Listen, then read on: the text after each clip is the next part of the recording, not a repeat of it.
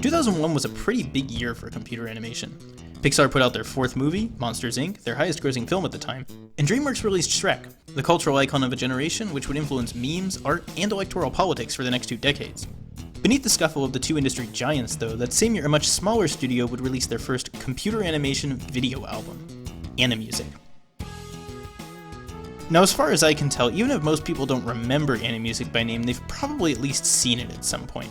Whether it was on YouTube, or a PBS pledge drive, or even just music class at school. For those who aren't familiar with the concept though, Animusic is an album of 7 short computer animated films, each set to its own piece of music. Each animation features a group of instruments with the idea that the instruments in the animation are playing the music that you hear. One way I've heard it described is as a virtual concert, except in the Animusic world there aren't any people playing the instruments.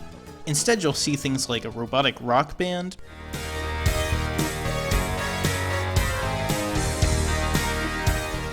magical floating guitar picks,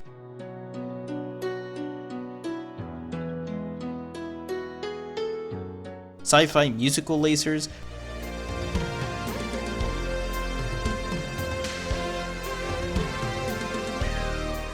or a series of pipes firing metal balls at a drum set.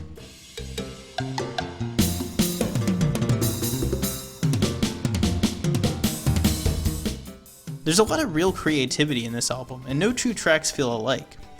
Pair that with the graphical quality of the animations, which have aged pretty gracefully for something 20 years old now, and you might be surprised to learn that this whole half-hour long video album is the work of just 2 guys, Wayne Lytle and David Crognall.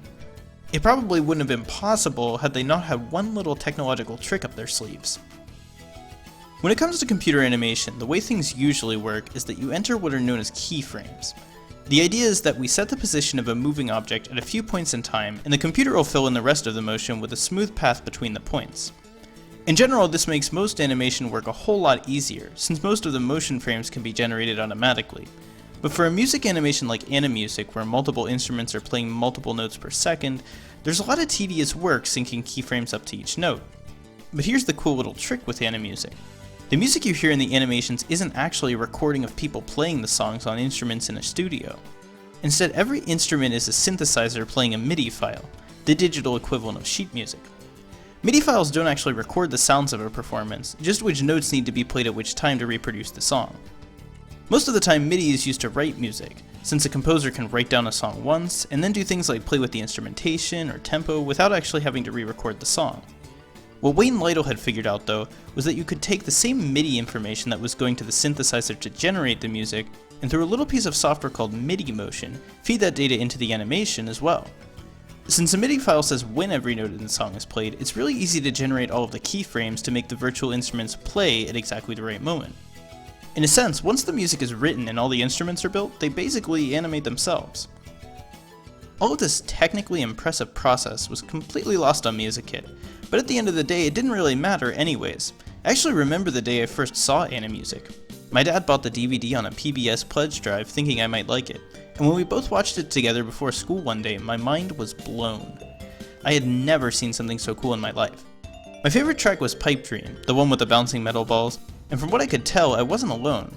In fact, this video got so popular at the time there was a hoax email spreading around claiming that the animation was actually footage of a real machine built by the University of Iowa out of tractor parts. Obviously now that's a lie, but at the time this quality animation and low-res online video made it at least a little believable. Real or not though, I was hooked on Animusic. After the Animusic DVD's initial release in 2001, Animusic 2 soon entered production, and when I found out about it I was hyped. The DVD we had included a teaser trailer, and the Animusic website at the time hosted a few short clips of the 8 animations. That's right, 8. Not 7 like the first album, this one had 8 brand new animations, and I could not wait to see them all. In 2005, Animusic 2 was available to buy on DVD. Animusic 2 in many ways is a huge step up from the first album, in terms of visual design, graphical quality, and the amount of content on the DVD, but it also isn't afraid to call back to things that worked well in the first album. Take for example the sequel to Pipe Dream 2. This track in particular shows how powerful the MIDI Motion engine was in terms of making animations. Entire instruments could be reused. Just put a new piece of music through the animation system, change a few smaller details like lighting and cameras, and you now have a totally new animation.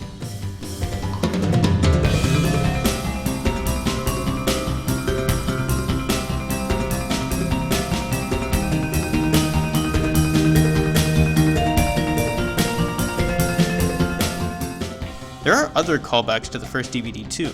The track Pogo Sticks takes the character from Stick Figures, nicknamed Mr. Stick by some fans, and builds a whole band of these guitar robot hybrids, with wheels so that they can roll around the stage.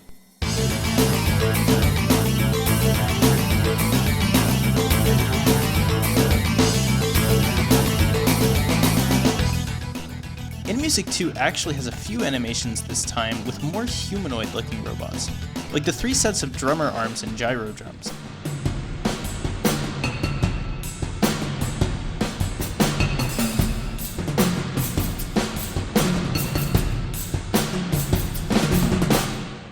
And the 5-piece space robot band in the opening track Starship Groove.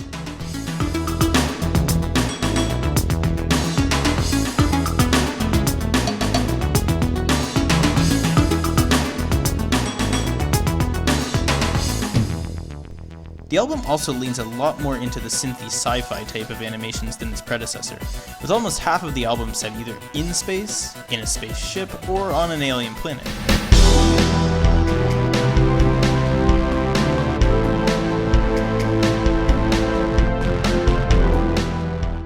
At the same time though, I think some of the best acoustic work of either of the two albums also happens here in Resonant Chamber, which features a weird, creepy crab-leg guitar thing.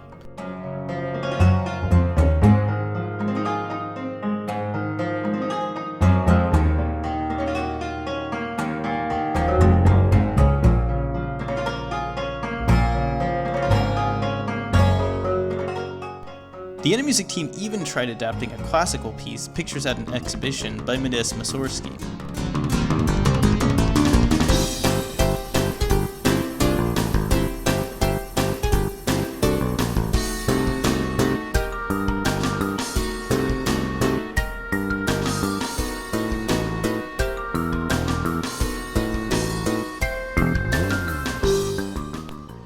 I love both of the Animusic albums, but I do think it's fair to say that Animusic 2 is a step up from Animusic 1.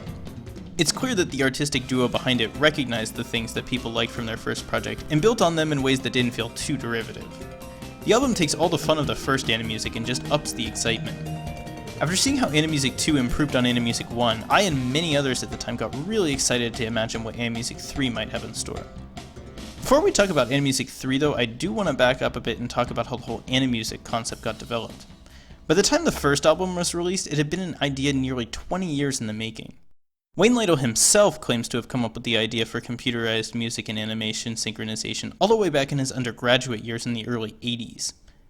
At the time, he was studying at the Westchester University of Pennsylvania for a music major, when he developed an interest in computer science.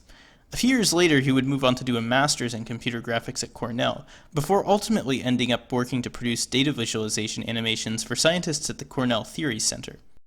As a big fan of Mr. Lytle's work, it's really cool to take a look at some of the animation projects he worked on at this time, most of which have recently been made accessible on YouTube thanks to the work of the Animusic Archival project. Obviously, none of these animations are of musical instruments, but there are certainly little glimpses into the Animusic albums even at this point. For one, Wayne Lytle composed most of the music used in these short films, which has its own specific sound, but even some features of the animations, like the themes of outer space and astrophysics, do seem a bit more relevant when you see the artistic direction some of the Animusic animations took. The most relevant piece of work at this time, though, was a little 2-minute animation made for fun called More Bells and Whistles.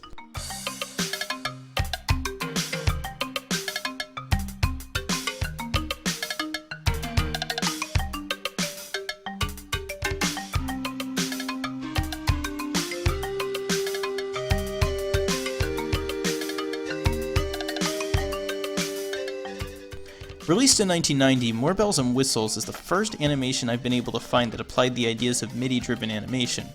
In other words, the very first Animusic song. And from what I can tell, at least within the computer graphics community at the time, it was a big hit. What I find the most interesting about this animation in particular is that even at the very beginning, a lot of the ideas that would become Animusic staples were already there. Like magical floating drumsticks that do flips, musical lasers to visualize the electronic sounds, heck, even the musical fountain, later seen in Pipe Dream, has its roots in this animation. Over the next few years, Lytle would continue his work making scientific visualizations, but it was clear he liked the direction More Bells and Whistles had gone. 5 years after that animation came out, he would officially found the company Animusic. And one more year after that, the company had their first customer, Vrex, the makers of special 3D glasses for use with a personal computer or TV. Animusic's first project as a company was to make a demo animation for the product, and they ended up producing Concerto in 3D, also known as Beyond the Walls.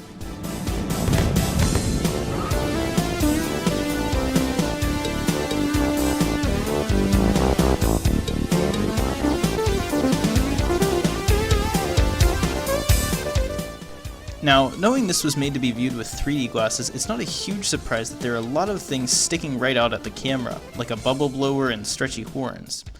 Still, this animation is certainly a visual improvement over the first project. It has these two little drum dudes, the first anthropomorphic Animusic characters, and also the cymbal helicopter, which is probably my favorite part. Around this time, David joined the Animusic team and Wayne Lytle would leave his job at Cornell to work on the first Animusic album full-time. This ended up taking about 3 years, and as mentioned before, it was released in 2001.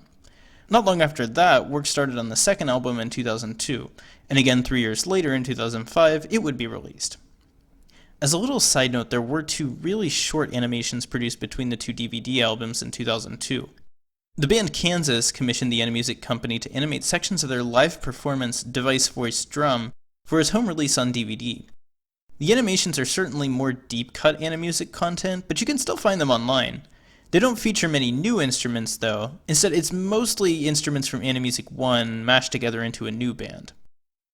Anyways, I talked about Animusic 1, Animusic 2, all the pre-Animusic content, but what about Animusic 3? Well, not unlike the Half-Life series, Animusic 3 still hasn't been released. But that's jumping ahead a bit.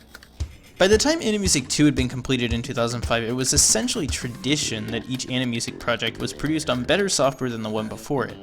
So before work started on Animusic 3, a lot of time was put into modernizing the in-house software called Animusic Studio to be faster, more powerful, and easier to use. This process took a few years to do, but by early 2007 there was already some talk on the Animusic website regarding details of the Animusic 3 project. At the time, there were 8 animations planned, including one by the name of Super Pipe Dream. But past that, there wasn't a whole lot of information publicly available. In 2009, there was a little bit of activity from the company to announce the HD Animusic re-release on Blu-ray, plus a quick mention of Animusic 3 and some early concept art. Animusic 3 was planned to be released in mid-2010, though that year would come and go. The project returned to silence for another few years, though as it turned out, this would be the calm before the storm. In August of 2012, Animusic announced the launch of a 1-month, $200,000 Kickstarter campaign to finish the Animusic 3 DVD by the end of the following year. So said their video post, the company had spent most of their resources in developing the new version of Animusic Studio, and they needed a bit more money to buy the equipment necessary to make Animusic 3 happen. Backers who paid enough were essentially pre-ordering their Animusic 3 DVDs and CDs, alongside other perks like t-shirts. The announcement also featured more exciting news. Animusic 3 would have 12 tracks, 3 of which were already available to listen to. Looking back, it was a pretty tense month watching the Kickstarter slowly creep toward its goal. I remember checking up on it every day to see how likely my chances of seeing Animusic 3 would be. To make a long story short, not only did Animusic meet their $200,000 goal, they surpassed it by $23,136, with over 3,200 donations, making it the second highest funded animation project on all of Kickstarter at the time. Things were looking good for the project, and it seriously felt like after years of waiting, we might finally see Animusic 3 released in October of 2013. That is until that date came and went. Yeah, after that point, information coming out of Animusic once again came to a bit of a standstill, and it wouldn't be until 2014 that another public announcement would be made. Eventually, by early 2015, almost 3 years after the funding goal had been reached, Wayne Lytle announced the completion of the 12-piece soundtrack to Animusic 3, and began to ship out CDs and t-shirts to the backers that had requested them.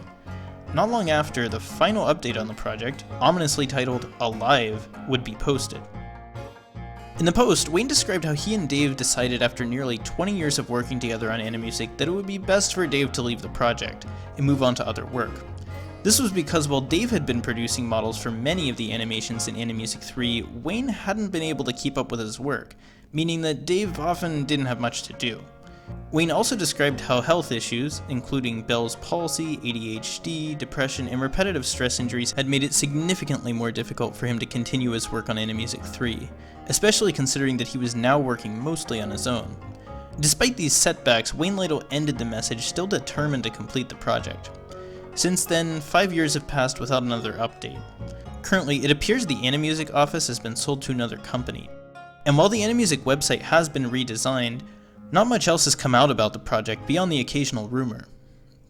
I really wanted to see Animusic 3. I still do actually, and let me tell you, few things are more disappointing than getting invested in a creator, getting really excited to see what they'll do next, only for them to drop off the face of the earth. By the way, sorry about that. At this point, I'm pretty sure I won't see an official Animusic 3 in my lifetime, but you know what, I'm okay with that. The first 2 DVDs were pretty good on their own. It'd be nice to have a third, but that doesn't take away from what we already have. And besides, if I wanted more Animusic content, there are alternatives. Animusic has inspired tons of people. Don't believe me? Just check out YouTube or the Animusic subreddit. Even now, people are uploading fan art, covers of Animusic songs.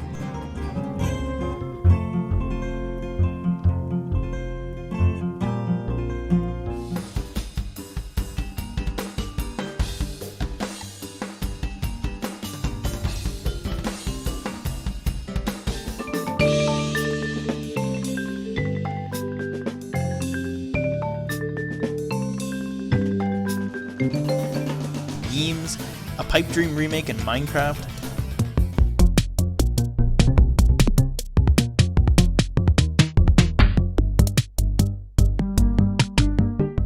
and my personal favorite, the fan animations.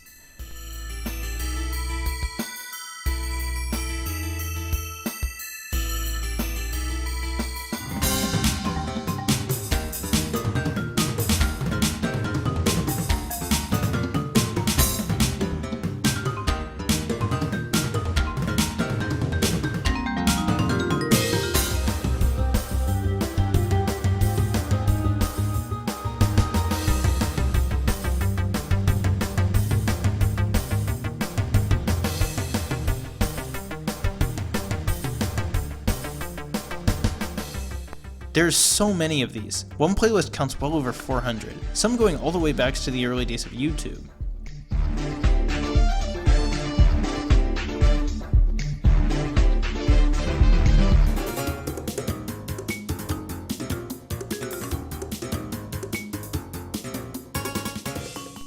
And yeah, that's right, there's even a Pipe Dream Rickroll video. The quality in some of these videos is so high it honestly feels like they could have been tracks out of Animusic 3. As far as I'm concerned, they all are. As always, I'll include links to these videos in the description and I'd highly recommend you watching them in full. There's another teeny tiny thing that's probably relevant. Remember Pipe Dream, fan favorite of the first album, subject of an email hoax claiming it was real? Yeah, well, a couple of people actually did make it real. Back in 2010, Intel made a version of the instruments which were played by little rubber ball launchers. It's kind of fun, but it's really just a little machine program to sync up to an audio track. In 2016, though, a certain video dropped. A certain viral 180 million view video. The band Wintergarten built what they called the Marble Machine, a giant wooden hand-cranked contraption that actually plays music by launching metal balls onto instruments. After 30 years, this concept was able to break its way out of the computer animation world and into the physical. Now I can't confirm that Pipe Dream was the direct inspiration for this machine, but it's clear the band was aware of it, and I personally believe that in a world where Animusic had never existed, we would have never seen this video either. Animusic is one of those things that has just stuck with me all this time. From when I first heard it as a little kid to me making this video over 15 years later, I don't think I've ever grown out of it, and I kinda doubt I ever will. The concept is just so creative, there genuinely isn't anything like it, and the level of detail in all these animations does not go unappreciated. Wayne and Dave were able to squeeze so much energy and fun into these 2 albums, and I'm really glad to have been introduced to both of them.